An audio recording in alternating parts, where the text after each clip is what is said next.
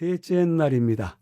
마음을 바꾸는 방법, 마음을 통제, 영적으로 생각, 그리고 마지막으로 생각을 바꾸나 마음을 바꿀 수 있는 것은 아니다 라고 하는 어절들이 나오는데요.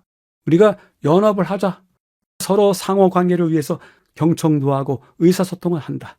그렇지만 정말 연합을 필요로 한다고 하면 마음을 바꾸는 일이 가장 중요하다라고 이야기를 하고 있습니다. 셋째 날에 전해주는 중요한 이야기는 생각을 바꾸나 마음은 성령에 의해서만 바꿀 수 있다 제안하고 있습니다. 본문을 확인해 보도록 하겠습니다. 전 세계적으로 점점 더 많은 기업이 컴퓨터의 처리 능력을 인간의 뇌에 결합하는 기술을 개발하고 있습니다. 다시 말해서 과학자들은 사람의 마음을 컴퓨터에 연결함으로써 컴퓨터를 통해서 우리의 생각에 지대한 영향을 미치고자 합니다. 5,000개의 소형 위성을 지구 위에 띄워놓은 세계적인 사업가, 인간의 화성 정착을 꿈꾸는 사업가인 일론 머스크는 이미 뉴럴링크라고 하는 회사를 통해서 인간 뇌에 칩을 심는 실험을 마쳤습니다. 일론 머스크는 인간의 뇌에 칩을 이식하는 것을 간질, 우울증, 파킨슨병 관리에 도움을 줄 수 있다라고 이야기하면서 긍정적인 결과를 가져오길 기대하면서 이러한 실험을 마쳤습니다. 그럼에도 불구하고 오직 그렇게 좋은 결과를 기대하는 데에만 인간 뇌에 칩을 심는 실험을 사용할까요? 더 사악한 용도로 사용할 수 있음을 언제든지 상상할 수 있습니다. 그렇게 함으로써 머리에 심은 칩으로 말미암아 마음을 통제하는 일, 그 일도 우리 시대 앞에 있고 그리 멀지 않은 곳에 있는 듯 합니다. 가운데 부분에서는요, 밝힌 바와 같이 칩과 정신의 소통이 이미 실현되고 있음에도 불구하고 우리 마음은 컴퓨터와는 비교할 수 없을 만큼 탁월한 것입니다. 그럼에도 불구하고 우리가 매일 보고 듣는 끊임없는 정보의 물결이 우리의 마음을 움직이게 하고 생각을 꼴짓게 하고 행동의 방향을 유도하는 것입니다. 우리가 미디어에 노출될수록 세속적인 사고방식이 마음의 각인되어 우리도 같은 방식으로 생각하기 시작합니다. 인류가 발명해낸 도구 중에서 지대한 영향력을 끼치는 것 중에 하나가 휴대폰이라고 합니다. 휴대폰 안에는 넘치는 정보들이 있습니다. 그 정보들이 잘못된 것이건 옳은 것이건 관계없이 수 없는 정보들이 전해집니다. SNS를 통해서 친구들끼리 정보가 전해지고요. 유튜브라고 하는 미디어를 통해서 거짓과 진실이 가려지지도 않은 채 수많은 정보들이 쏟아져 내려오고 있습니다. 우리가 미디어에 노출될수록 세속적인 사고방식이 마음에 각인되고 우리도 같은 방식으로 생각하기 시작하는 것입니다. 이것은 다른 사람의 마음이 우리 마음에 이식되거나 융합되는 것과 마찬가지인 것입니다. 때문에 매우 위험한 시대에 살고 있다고 생각이 듭니다. 성경절을 확인해 보도록 하겠습니다. 로마서 8장, 육신의 생각은 사망이요 영의 생각은 생명과 평안이니라. 고린도전서 2장, 사람의 일을 사람의 속에 있는 영 외에 누가 알리요? 이와 같이 하나님의 일도 하나님의 영 외에는 아무도 알지 못하느니라. 로마서 8장 6절에 나와 있는 영의 생각이라고 하는 단어가요, 개역 성경에는 영의 생각, 현대인의 성경에는 영적인 생각, 그리고 쉬운말 성경에는 성령을 따르는 생각, 그리고 혹 다르게 표현한다면 영성이라고 표현할 수 있겠습니다.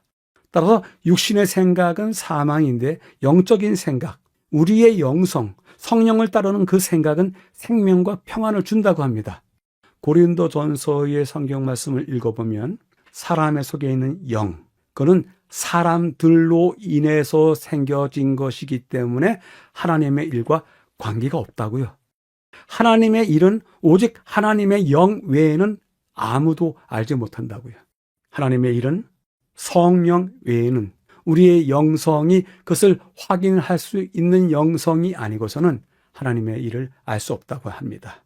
혹 우리가 영성 있는 사람 아닌가, 성령을 따르는 사람들이 아닌가 스스로 생각해 볼 수도 있지만 그가 성령의 사람인지 영성의 사람인지 아닌지를 구별하는 것은 그가 어떤 생각을 갖고 있고 어떤 말을 하고 있고 어떤 거짓된 행동을 취하는지에 따라서 올바르게 평가할 수 있으리라 생각을 해봅니다.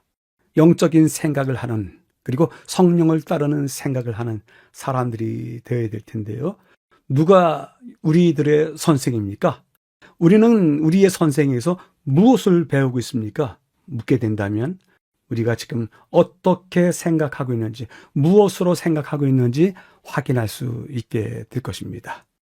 마지막 부분에서도 빌립보서 2장을 읽으라고 하는데요.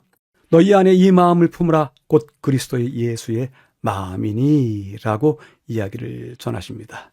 오직 하나님께서만이 그렇게 하실 수 있는 것입니다. 생각 바꿀 수 있다. 많은 미디어들이 우리의 생각을 바꿀 수 있다. 그러나 마음을 바꿀 수 있는 것은 오직 하나님만이 그렇게 하실 수 있다라고 하는 것이 성경 말씀의 뜻입니다. 다시 한번 우리가 우리의 마음을 바꿀 수 있는 것은 오직 하나님만이 그렇게 하실 수 있는 것에 대해서 성경이 이야기하는 그 과정을 살펴보도록 하겠습니다. 우선은 에베소서 6장에 성령의 검, 곧 하나님의 말씀을 가지라 하십니다. 성령의 검, 하나님의 말씀이 무엇입니까? 히브리서 4장이 설명합니다.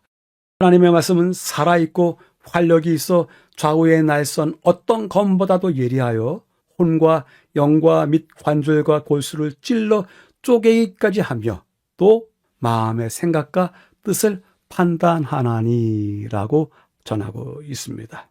성령의 검, 하나님의 말씀이 우리의 마음의 생각과 뜻을 감찰하시고 예리하시기 때문에 쪼개고 살아있고 활력이 있어서 우리의 마음을 바꿀 수 있다고 전하고 있습니다. 우리의 본성이 어떠한지 예레미야는 이미 오래전에 인간 본성에 대해서 이야기를 했습니다. 만물보다 거짓되고 심히 부패한 것은 마음이라 누가 능히 이를 알리오마는 하면서 마음이 거짓되다, 심히 부패했다 이야기합니다.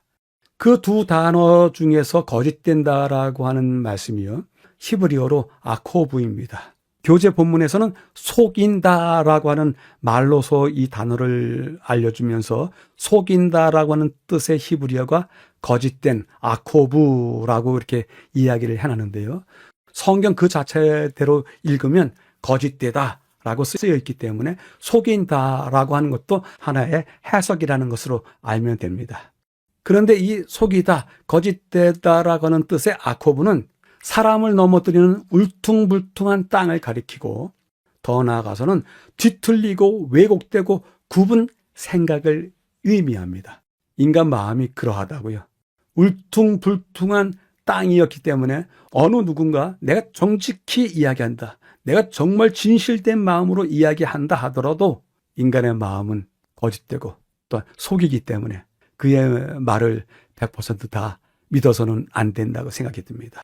그는 이미 뒤틀리고 왜곡되고 굽어 있는 인간의 마음을 가지고 있기 때문에 그를 100% 신뢰하는 가운데 내가 무엇을 하겠다라고 하는 그런 자세로서 사람을 대한다고 하면 혹 실망할 일도 있습니다.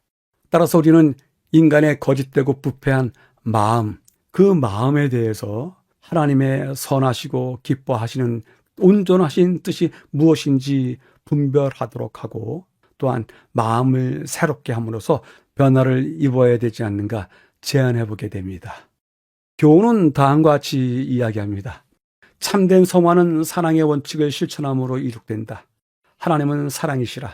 사랑 안에 거하는 자는 하나님 안에 거하고 하나님도 그 안에 거하시느니라. 그들의 마음에 그리스도께서 거하시는 사람들의 생애에는 실제적 경건이 나타날 것이다. 품성은 순결하고 향상되고 고상하고 영화롭게 될 것이다. 순결한 교리가 의의 행위와 섞이고 하늘의 규례가 거룩한 행실과 혼합될 것이다 전하고 있습니다. 셋째 날을 요약해 보겠습니다. 마음을 바꾸는 방법. 다루었던 주제는요, 인간의 생각과 마음의 변화를 가져오자라고 하는 이야기였습니다. 인간 세계의 컴퓨터 칩, 사람의 두뇌에 연결해서 생각에 영향을 주고 있다. 그런 일이 보편적으로 일반화되는 일이 멀지 않은 때에 있다.